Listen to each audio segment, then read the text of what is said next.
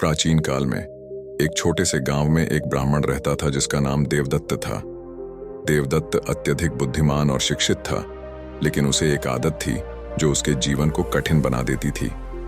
वह हर समय सोचा करता था, चाहे कोई भी स्थिति हो, वह उस पर घंटों सोचता रहता। उसकी इस आदत ने उसे चिंतित और भयभीत बना दिया था। एक दिन गांव में एक बोधिसत्व नामक बुद्धिमान व्यक्ति आया। उसकी ख्याति दूर दूर तक फैली हुई थी कि वह लोगों की समस्याओं का समाधान देने में सक्षम था। गांव के लोग उसके पास जाकर अपनी समस्याओं का हल पाते थे। देवदत्त ने सोचा कि शायद बोधिसत्व उसकी समस्या का भी समाधान दे सकें। वह बोधिसत्व के पास गया और अपनी समस्या बताई।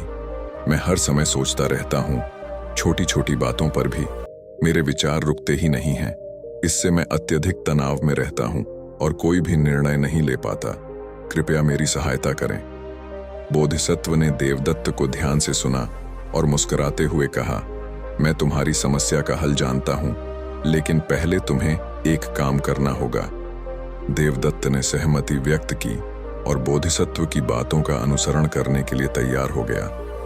बोधिसत्व ने कहा, तुम इस जंगल में जाओ और एक विशिष्ट वृक्ष के नीचे ध्यान लगाओ, लेकिन एक बात ध्यान में रखना, तुम्हें किसी भी हालत में उस पेड़ के बारे में नहीं सोचना है।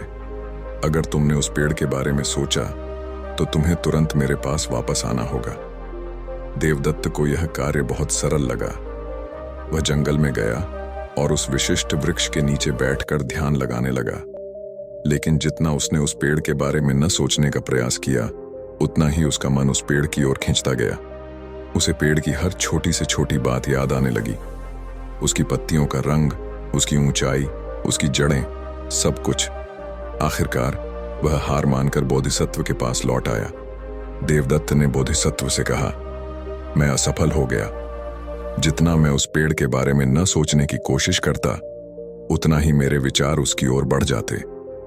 बोधिसत्व ने हंसते हुए कहा, यह वही है जो तुम्हारे साथ हो रहा है। जब तुम किसी बात के बारे में अत्यधिक सोचते हो तो तुम्हारा मन और भी अधिक उस पर केंद्रित हो जाता है। इसीलिए सोच को नियंत्रित करने के लिए तुम्हें अपनी सोच को छोड़ना सीखना होगा। उसे जबरदस्ती रोकने की कोशिश मत करो, बस उसे बहने दो और धीरे धीरे तुम देखोगे कि वह खुद ही शांत हो जाएगी। देवदत्त ने बोधिसत्व की सलाह को गहराई से समझा। उसने महसूस किया कि हर चीज पर अत्यधिक सोचने से कोई समाधान नहीं निकलता, बल्कि समस्या और बड़ी हो जाती है। उसने अपने मन को शांत करने की प्रयास शुरू किया और धीरे धीरे वह एक संतुलित और शांत जीवन जीने लगा। इस कहानी से यह सीख मिलती है कि अत्यधिक सोचना हमारी मानसिक शांति को भंग कर सकता है।